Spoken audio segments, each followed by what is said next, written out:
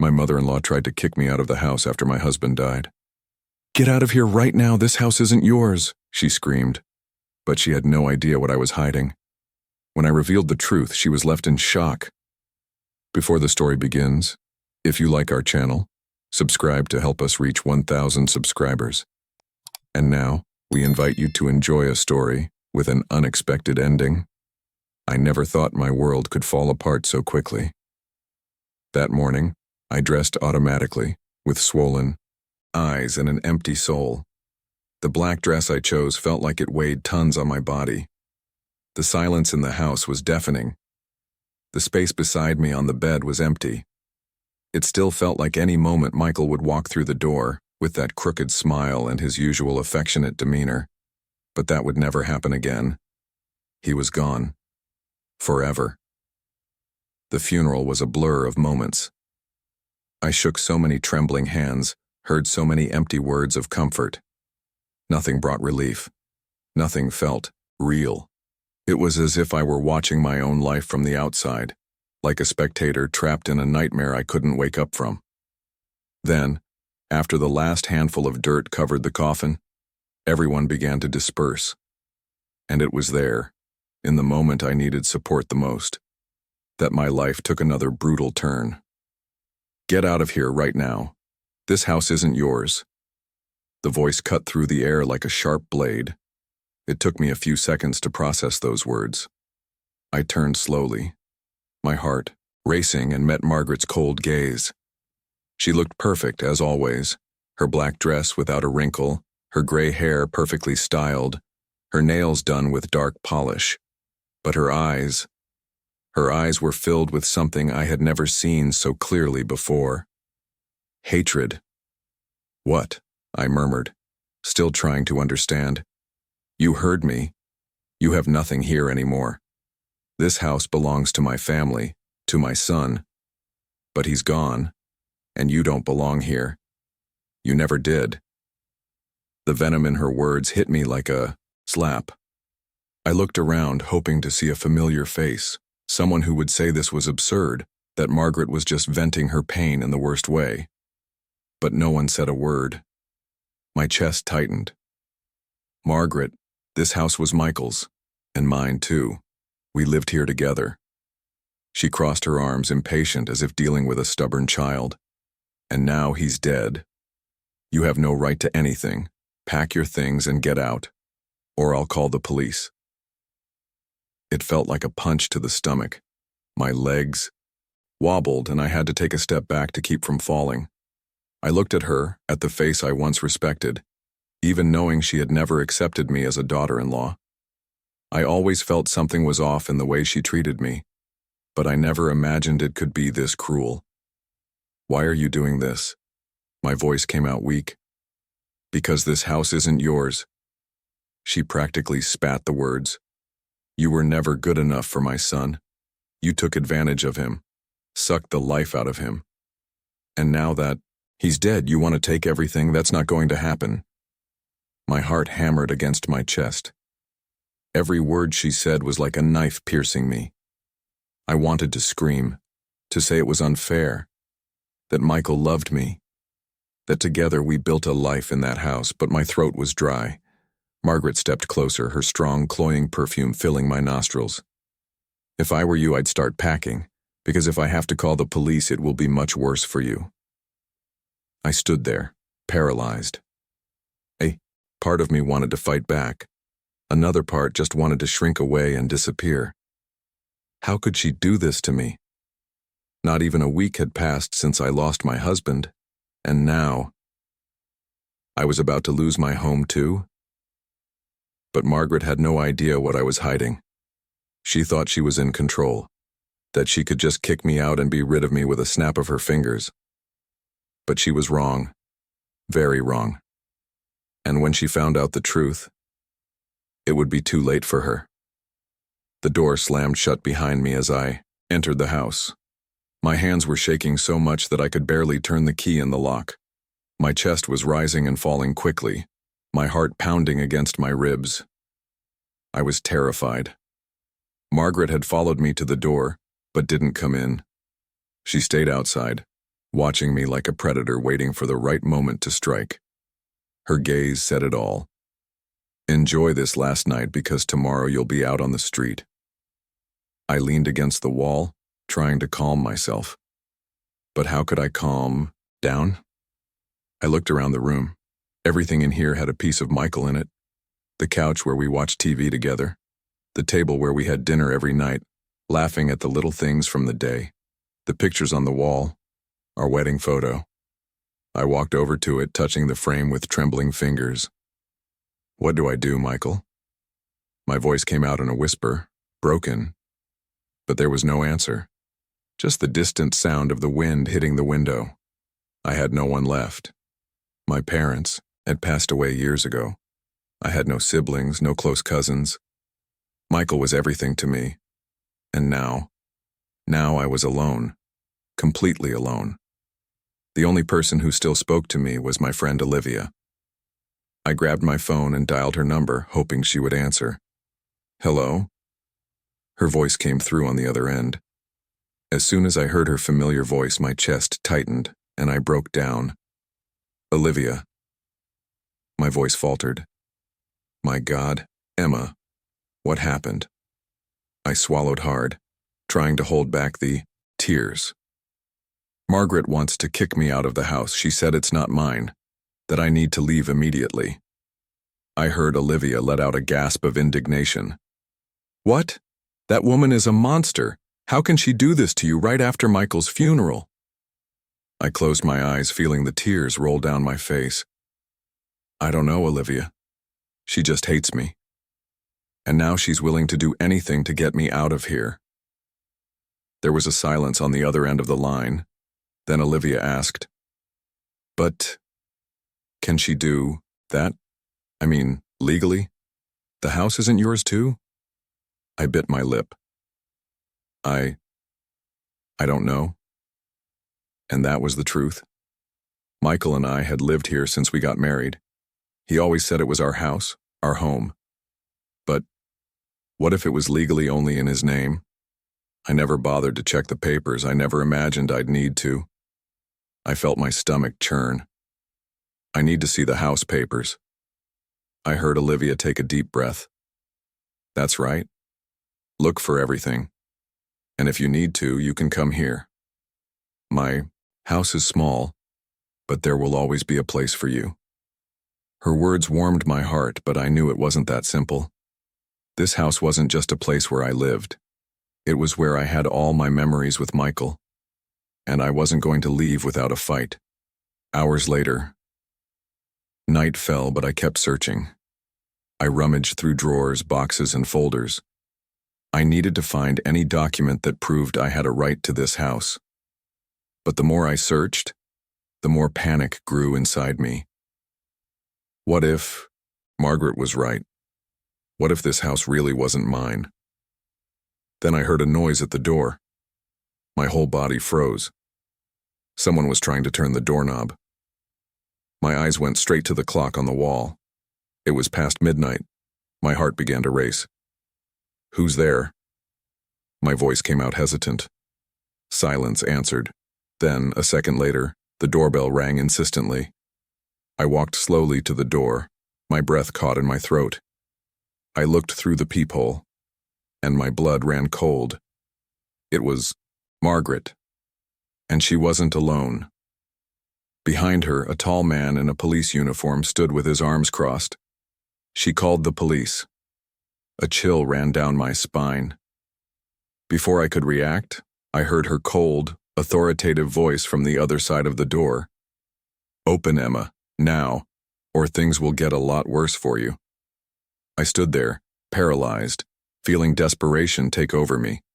She really was willing to do anything to get me out of here. But what Margaret didn't know was that I was hiding a secret. And when the truth came out, she would never look at me the same way again. I stood there motionless, staring at the door. The sound of the doorbell echoed in my ears like an alarm of imminent danger. On the other side, Margaret waited, impatient, next to the officer. My heart beat so loudly I could hear it. Emma, I know you're in there. Open the door now. Her voice was ruthless. I wanted to cry, to scream, to have Michael here to protect me. But he wasn't. I was alone. I thought about opening the door. I thought about confronting Margaret, telling her I had just as much right to be here as she did. But what if I didn't? I still didn't know what the document said. That's when I noticed something. Among the papers scattered across the table, a yellow folder caught my eye. My heart raced. I didn't remember seeing it before. I rushed to the table and grabbed it with trembling hands. Outside, Margaret continued her impatient rant. "Officer, this woman is occupying a property. That isn't hers. She's refusing to leave." I knew time was running out. I took a deep breath and opened the folder. My eyes scanned the pages. It was a contract, a will. My stomach twisted. Michael's name was there, but right below it was mine. My hands started shaking. Michael left the house to me. The surprise hit me like a lightning bolt. "My God," I whispered, feeling the tears fill my eyes. Michael knew. He knew his mother would try to kick me out if something happened to him. That's why he made sure the house was in my name. She couldn't kick me out. She had no right. Outside, Margaret was still arguing with the officer. "Officer, this woman doesn't have any documents proving she can be here. The house always belonged to my son. Now that he's dead, she's taking advantage." The officer sighed, already sounding tired. "Ma'am, unless you have documents proving the house belongs to you, I can't just remove her." Margaret huffed. "Then make her open the door. I'm sure she doesn't have anything." I took a deep breath. What should I do now? I could open the door and shove the documents in her face. But something inside me told me to wait, to let her dig herself deeper before revealing the truth. I grabbed my phone and quietly took a picture of the document. I sent it to Olivia with a simple message. "The house is mine. Michael made sure of it.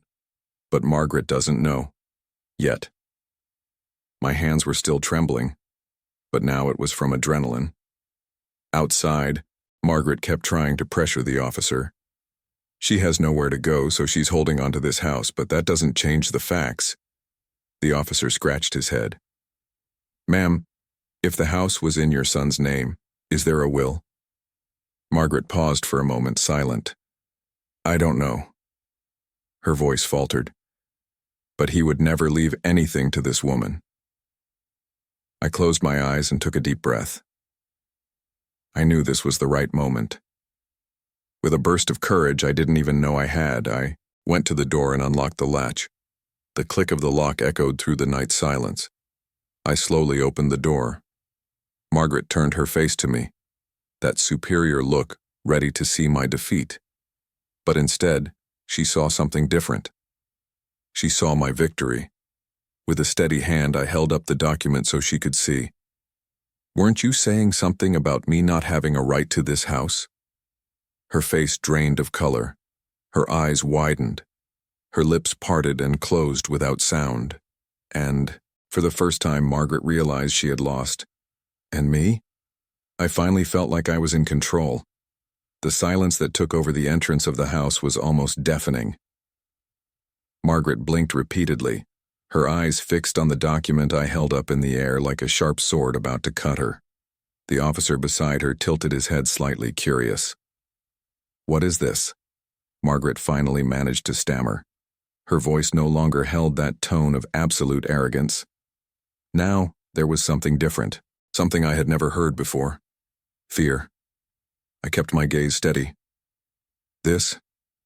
I gently waved the paper. "This is a will. Michael's will." Her eyes widened even more. "This is impossible." She stepped forward, her anger returning to her face. "Michael would never leave anything to you. He would never do that to me." "Oh, but he did." I took a deep breath, trying to contain the flood of emotions inside me. "Well, he did." Margaret looked at the officer as if searching for some kind of help, but he simply raised an eyebrow, waiting for an explanation. I continued. "Before Michael died, he made sure I was protected. He knew you'd try to kick me out. He knew you never accepted me. So, he transferred this house into my name. I showed him the exact section of the document. And here's the proof. The officer took the paper from my hand and examined it, using his flashlight to read more clearly under the dim light of the porch. He read for a moment, then nodded. The documents seem legitimate. If her name is on the deed and there's a signed will, then the house is hers. Legally, she can't be evicted. Margaret's eyes widened. No, it can't be. I saw her hand tremble slightly as she tried to grab the document, but the officer grabbed her arm. Ma'am, please calm down. This is a lie. This is fraud. This woman tricked my son into signing something he didn't understand. I demand an investigation. The only investigation that can be done now is with a lawyer if you want to contest it. But as far as I can see, the house legally belongs to the widow. The word widow seemed to cut through Margaret like a knife. I saw her face contort, first in shock, then in fury. You set this up. You manipulated my son. She spat the words, taking an aggressive step toward me. The officer immediately placed his hand on his holster. Ma'am, I'm going to ask you to step back now. Margaret froze. She looked at me, then at the officer, then at the empty street, as if searching for an escape. Her eyes were wild. And then, suddenly, she started laughing, low at first, but soon the laughter grew, becoming sharp and disturbing. You think you've won, don't you? She said, her tone dripping with venom. You think you can just steal everything from me and live here like nothing happened? I swallowed hard, but I didn't back down. I didn't steal anything. Your son made sure I had a home. Her eyes gleamed with deep hatred. You'll pay for this. Her words were a dark promise, but in that moment they didn't shake me. Because for the first time since Michael died, I knew I was protected. The officer cleared his throat, breaking the tension. I think we've heard enough. Ma'am, I suggest you go home and consult a lawyer if you want to contest this. But for today, you need to leave the property. Margaret stood still. Her chest rose and fell quickly, her breathing heavy. And then, without saying anything else, she turned sharply and began walking down the sidewalk. I watched as she walked away, her silhouette shrinking into the darkness of the night. When she finally disappeared, a huge weight lifted off my shoulders. I had won. I closed my eyes for a moment, letting the realization spread through my body. But deep down, I knew it wasn't over yet.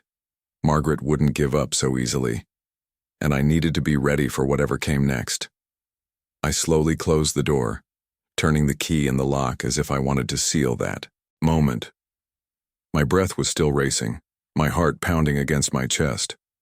The silence inside the house felt louder than ever. Margaret was gone, at least for now. I leaned against the wall, feeling my legs finally give out. I slid down to the floor, burying my face in my hands. I did it, I whispered to myself, trying to believe those words. But the victory still had a bittersweet taste. Because Michael wasn't there to share this moment with me. Because deep down, I knew. Margaret wouldn't give up so easily. And I was right. The following days were a true nightmare. Margaret tried everything to destroy me. First, she spread lies around town, saying I had manipulated Michael to put the house in my name. Then she tried to contest the will in court. But the documents were solid. Everything was legal. She had nothing against me. But the worst came when I started noticing that someone was watching me. I'd go to the market and feel a heavy gaze on me. I even found my gate ajar a few times, as if someone had tried to get in. One night I heard footsteps outside the house. I grabbed my phone and immediately called Olivia. Emma, this is serious. You need to go to the police. Her voice came through alarmed, and that's exactly what I did.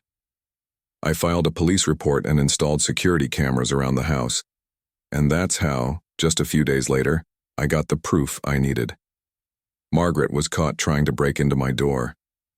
When I saw the footage, A cold chill ran down my spine. She looked like a cornered animal, driven by desperation and hate. That was enough for the police to finally take more drastic action. The next morning I received a call. "Mrs. Emma, this is Officer Carter. Just letting you know, your ex-mother-in-law was arrested last night trying to break into your property."